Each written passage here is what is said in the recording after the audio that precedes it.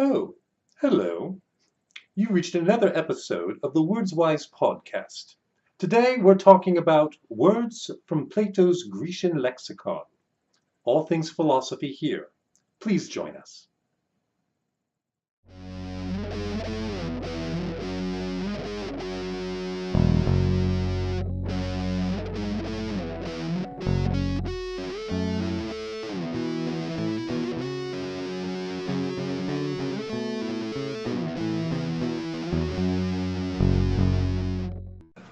Hello and welcome, ladies, gentlemen, and entities that don't identify as either. Dear God, what is that thing?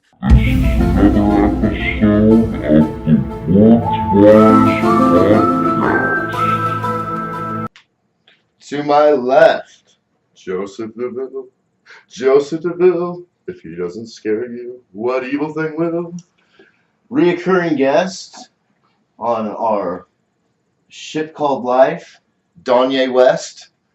And everybody loves Raymer. That's Chad. And my name's Jesse. Today we're talking about Platonic definitions. Jesse, take us away.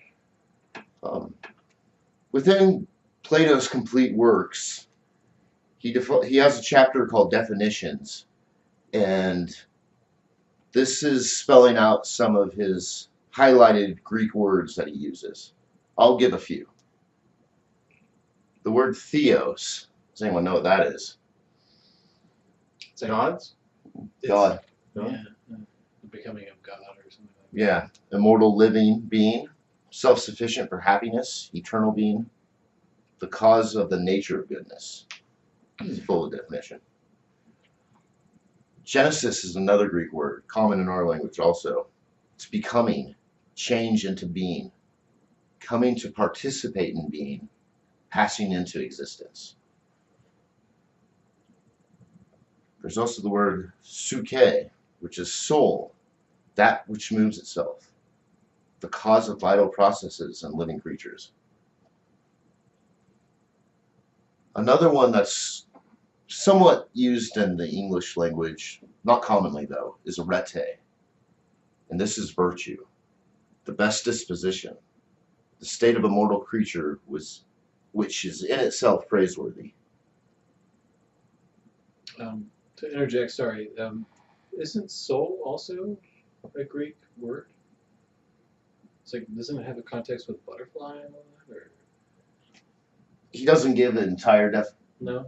definition of every Greek word. Oh, okay. Just this is a lot of the ones used here. Right. And I should have prefaced this with it's contested whether this is actually Plato's work.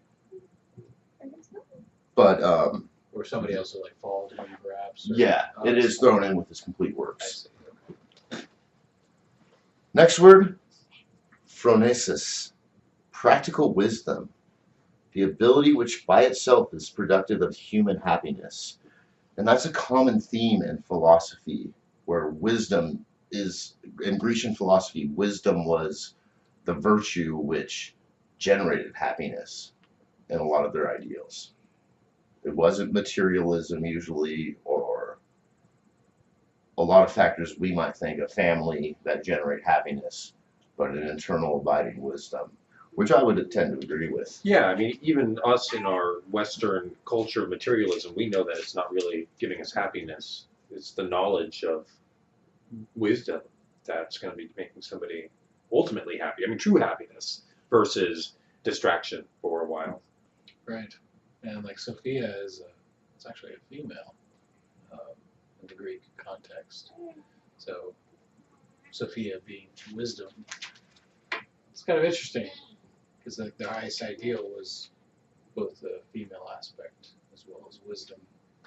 It's kind of elevating the sort of female to this sort of higher level. And that is where philosophy is the combination of the two words. Yep. Philia, which I have here, friendship, and Sophia, wisdom. So the love of wisdom, or friendship of wisdom, it being your companion. Right. Eleutheria means freedom, being in control of one's life, having sole authority in all respects. Philanthropia, which we have the word philanthropy in English, love of humanity or kindness, the easygoing character state of being friendly to people.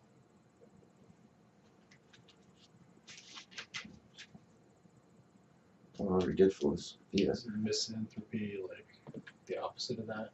I think they hate human beings. Yeah, misanthropic. Yeah, misanthropic, that's right. Yeah. Doing harmful things. Greeks had some good words.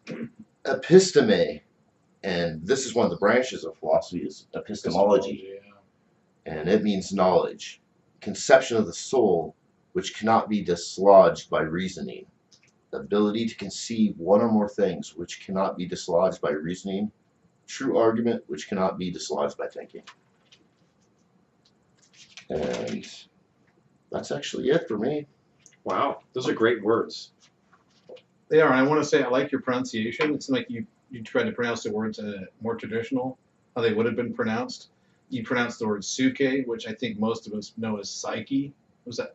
Is that Yeah. right? Yeah. So props to you for pronouncing it as suke, giving the traditional, like how the Greeks would have said it more. Like And ancient Greek, sorry to interrupt, but ancient Greek is different than the Grecian, which is pronounced today. So there's actually no true right. It's an approximate. It's a guess. It's a best guess, probably. about how it was actually said and spoken. Yeah. That would be the Point. same, like with like the Nordic language. The closest we have to that, as to what they spoke in the Viking Age, would be Icelandic Nordic. But even that is, still pretty far from what they would have spoken. So I think that goes without saying with the Greek. Middle English, which wasn't so long ago. There's even some conjecture to that. Oh yeah, there's a lot that's changed since then. Yeah, as far as the language is concerned. I have a few words that they're not, in the sense, Platonic, but they are Greek in originality. A few that I found that were just interesting words. One of them, this is a really obscure word. It was actually really hard to find a good definition of this word. It's only been used, as far as I know, a handful of times. It's Daiki. And what this word means is essentially it's describing a just government. And maybe that's why we haven't heard of it, because there is like maybe no such thing. This is like sort of a utopian idea, but it's just an idea that originates from the Greeks. And the Daiki, which some of the early Greek colonies really tried to do, was this sort of Daiki. So, Arche is like reaching over, or what is overstanding all things underneath it. Underneath it, yeah, right.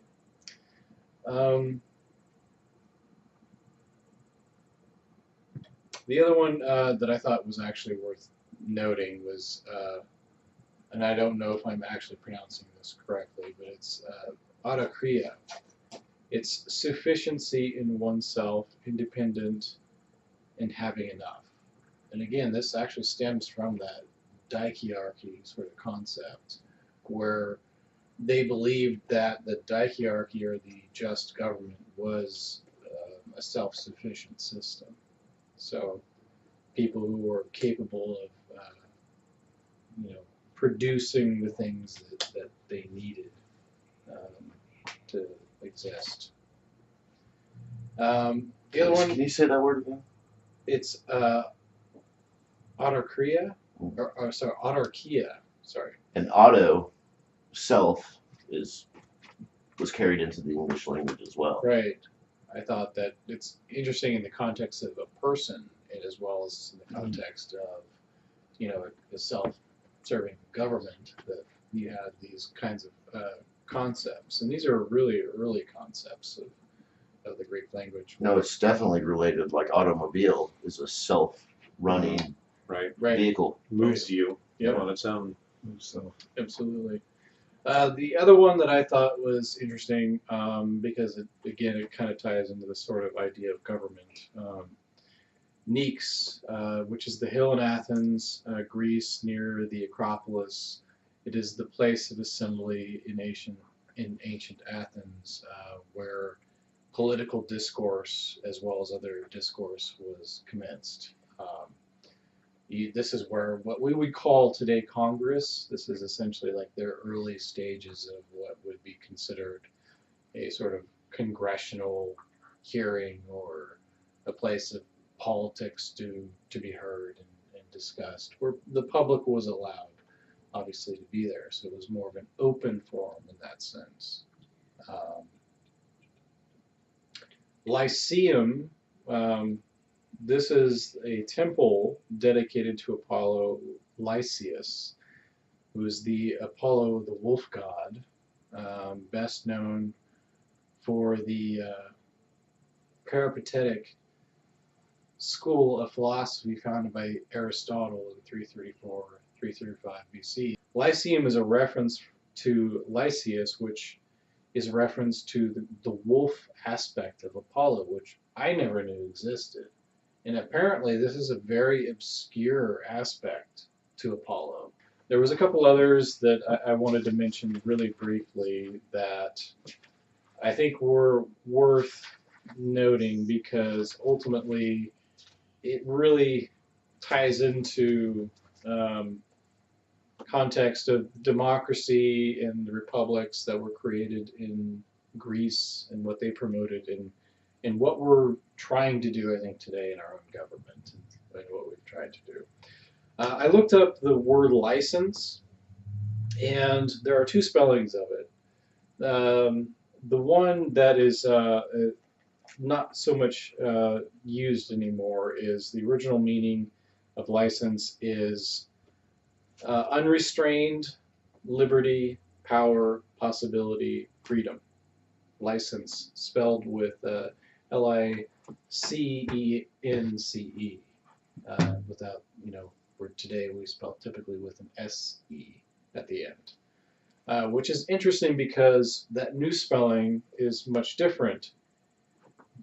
To grant formal authorization to do what would be illegal to do without. So it is literally the exact opposite of what the original meaning intended. So really fascinating to me because how does that happen? I mean, did the language really change that much? In etymology, for any of those who have studied etymology, it's almost like never happens where the actual meaning, the word would change, but it is almost never happens that the actual meaning of the word would change. But in this case, it literally flipped completely. Corruption of government. Right, and in that sense, yeah, because the license. I mean, just the license that we have to drive a car is, in that sense, relevant in this case. Which brings me to the final thing I wanted to bring up is also another dichotomy of a word that its original meaning is much different than what it was intended in reference to license. Unalienable, which was in the original document of the Declaration of Independence, is freedom is inherent, it's unable to be given or taken away. Unalienable, right? So it's something given to us by God. It's not something It's not foreign. Right. You can't just create a law and take that right away from inherent. somebody. Yeah, it's inherent to you. Whereas inalienable, which is what we use more today, and if you actually were to go out and buy a copy of the Declaration, you would find that it was actually probably spelled inalienable with an I instead of a U. And that means freedom can be given or taken away. So again, you're left with a word where its original intent signified freedom, and the latter word, which is more commonly used today, It's more like a privilege. it's a privilege. Right. Yeah, like license is a privilege, right? Mhm. So I figured that in context to the Greeks and their ideas of government, democracy, and republic, that those were at least worth noting, and that everybody I think should be aware of that. you can go into the conspiracy theories pretty deep, but it does make you wonder if there's little subtle changes like this that are slowly eroding the fabric of one's freedom. Right. What is the Illuminati doing? And what Right. what is really out there? What kind of Tinfoil hats, man. Right. They're gonna totally protect everybody. That's coming up, guys. Yeah, Don't worry. exactly. Actually, in reference to that too, if you think of it in a legal sense, well, this gives them the legal precedence to do what it is they want to do. Whereas it's all in how the law is written. So if you Slip change, that one by us. Unalienable, inalienable. It's the same thing. it's the same thing, right? No, it's not. Actually, it's defined a little differently. Right. Even though it's supposed to be the same, it's really not. So, yeah, I don't want to be a conspiracy theorist, tinfoil hat guy, but yeah, Right. that's You can't that's get much certainly more of a questionable. difference than having a right versus a privilege. Right. So, Yeah.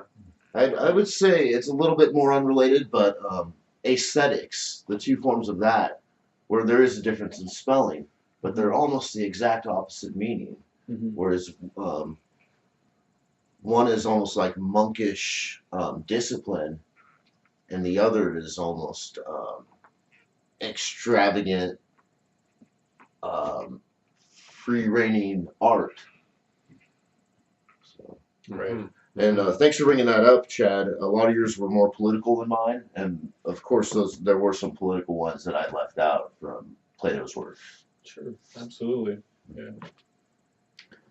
Thanks for joining us for another episode of the WordsWise Podcast, everybody. This was Platonic definitions, and we also had some similar but not quite the same words. Any words come up in your mind? Please note them in the comments below, like and subscribe, and we'll see you next time.